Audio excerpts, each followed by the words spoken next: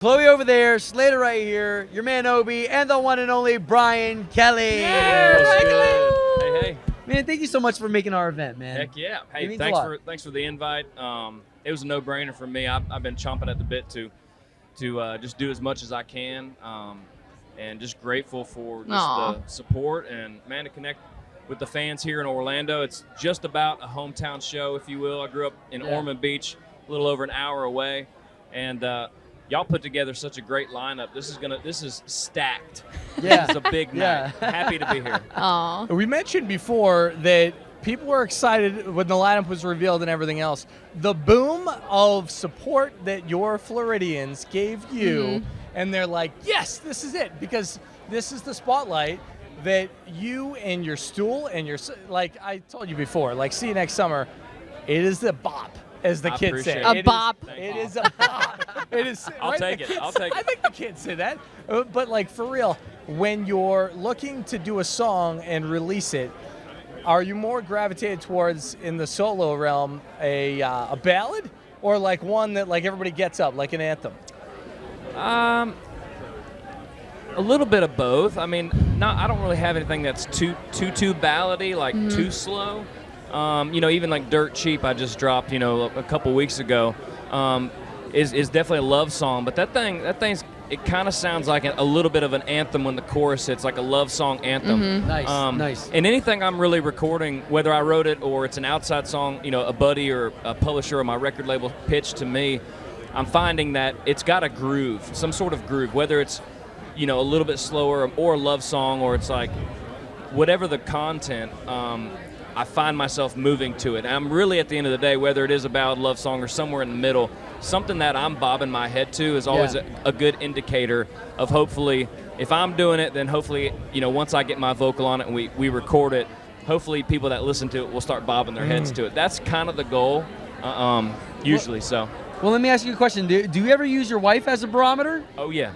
All the time. She's got a great ear, man. She really does. I'm like, babe, what do you think about that? She's like, we need more. So she'll be straight up honest. Immediately. No, we both can tell, like, if there's a song, I'm listening to, we'll go on drives in the truck, and I'll put, like, a link together, and, I can kind of tell. I can tell for myself within a couple lines whether it's what they say or the melody or just the content of the song, if I like it or not. Yeah. And usually when I start liking it, if it's a couple lines in, I'm turning it up.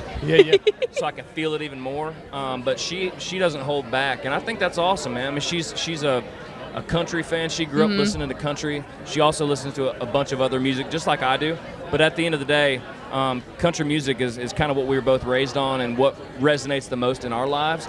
And so just having that knowledge of, growing up with it, and then not only being married to me over the past 10 years, we've both seen and heard and tons of songs, pitched to us, recorded, and she really does have a great ear. So I definitely bounce like everything off of her. Well, and she also has great style. Obviously, love the outfit tonight. Does she help you pick out your clothes? Yeah.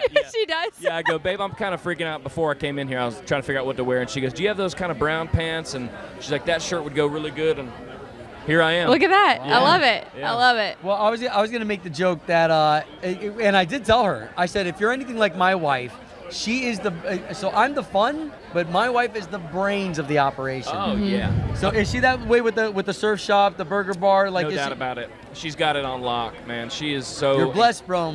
Well, not only she got like kind of the business brains and just the big holistic picture of everything, and she's the glue, but she really is also at the same time kind of both sides of the brain work, and she's so creative and just able to, on a whim, collaborate and go back and forth with me, and no matter what the topic is. And so she's extra special, man. No doubt about it. So when you're looking at future projects and different things, I'm glad you came and played the All-Star Jam with us today, okay? Same. So as it's going on, we have Disney right around the corner. Yeah. Okay? They have their holiday, different performances that they do. Okay. Quite possibly something we'd see you at in the future. Hey, I'm just waiting on a phone call, Okay. We'll make a call to the mouse just for you. Call the mouse up. And, no, I mean, this is really a season of getting out there and really trying to chase down and hunt down some dreams. And so That's awesome. I told my team, like wherever I'm needed and wherever the offer makes sense in the schedule and logistically speaking, let's go. What's a dream for you? Metal. Is there that dream place for you that you'd like to play? Whether it's like if you were to set up a festival, you were the one putting it together, what destination would that be at? Shoot. It's hard to say. I mean, there's so many special venues. Yeah. I think at the end of the day, I'd like to put together a string of hits and build this solo career to where it's not just one spot I'm looking forward to. It's years of memory making and experiences with fans, connecting and building and really just doing something different and special. And yeah, just giving it my all and making every night special, no matter where. Obviously, like the Gorge, and there's a amphitheater in New Hampshire that's like maybe one of the best venues in America. But I really look forward to it, because it's kind of like starting over, in a sense as a solo artist coming from a duo. Yeah.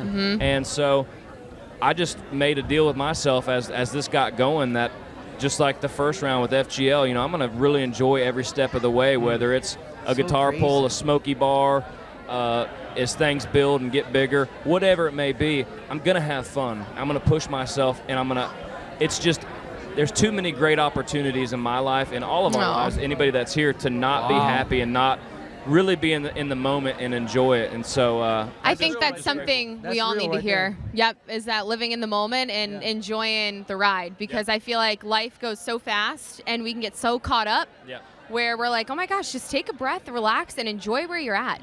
You know? Really soak it up. Kind of be able to mentally slow down time a little bit by just getting out of your brain and not thinking about, well, I got to get up at 5 a.m. tomorrow and I got this going on, and then I got a flight, and then I got to do this, and I got to sound check. Yeah. It's like, hey, take everything as they come. Be prepared. You got to be prepared. Sure. Of course. But no, it's just a really fun season of life. I'm really trying to, like I said, go as hard as I can and see what we can make happen. Okay. Well, and then you said, I have one more thing, because I was just going to say, you said earlier, this feels like a hometown show for you with All-Star Jam. How often, obviously I know you guys are in the 30A area, do you spend down here in Florida versus up in Nashville?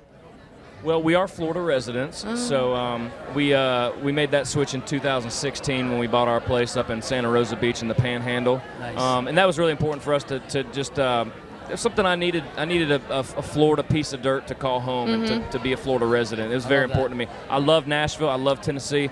We've been there actually more probably the past 7 or 8 months, just because that's where I know I need to be. It's kind of this. It's I made my first record, Sunshine State of Mind, mostly in 30A, a little bit in Key West, and this record's mostly been written and recorded in Nashville. The stuff I'm doing, and like I said, it's like one door opens and more doors are opening, and I'm working with Dan Huff. He's producing my stuff now, which he's a legend. And so it's just one of those things, I just kind of dove in and go, babe, this is kind of where we need to be more right now. And we've been going down, over to Grayton here and there when we can. Something to look forward to. It's like, let's put 3 or 4 weeks in of work and go down there for 4 or 5 days and go back to work and hit some other spots. But it's great. Yeah. Which do you like better, Florida or Georgia? Well, Florida, I know Brittany's from Georgia, and then obviously Nashville. Would you say which one, Nashville or Florida? Tough, especially being here in Florida. They both have their. I mean, I'd have to say Florida. I'm just a Florida boy, so you could put me in the Panhandle, you could put me on the East Coast, you could put me down south, either coast. I'm gonna be happy. Yeah. There's so many different bodies of water. All the people are great. Yeah. It's just it's just home. But Nashville and Tennessee, my dad grew up in Tennessee. He went to Belmont way back in the day. Wow. And with all the music, and Nashville has opened its arms and given us so many opportunities and just been so good to us. It's awesome. And I love Nashville because it's such a wild city in terms of creativity and creating that on any given day when you're there, magic can happen. There's so many writers, and on any given day, you're supposed to write with somebody, and maybe somebody cancels, and then somebody else fills in, and that day you write a song that's maybe makes the record. Wow, and not every day you write something that is going to be yours. You may love it, but you're like, hey, that's not for me, or that's not for me right now. Let's try to get that recorded by somebody else. But What a process. It's just the vibes in Nashville, man, are unreal. And I'm a big feel guy. I guess I'm a Virgo, so I can kind of find something inspiring about pretty much any place. Man, that's a cool room over there. You see the wood trim on that door? That makes me want to write a song. That is such a skill, though. To be able to we have to do it with conversations, because if anybody's talking about something, we have to go, I can relate to that, and here's why. Even if it's way out there, and it's usually way out there. But it's that's important to do, because that's how creatives actually work. Yep. So, yeah, Virgo creative, it's that's where the explosion is. That's right. That's right. Dude, thank you so much, man. You look like you're having fun. I am. That's awesome. I'm having a blast. It's coming out of your my pores. wife here with me, Brittany, and Aww. we're just excited. Ever since this offer came, this was top of the list. All-Star Jam, K92, bam, let's go. I'm there. Done. Love it. Brian Kelley, everybody. Brian Kelley. It's good. Awesome. Good stuff. Can we play? I don't know. You and I are roughly the same age, so you probably recognize one of these, right?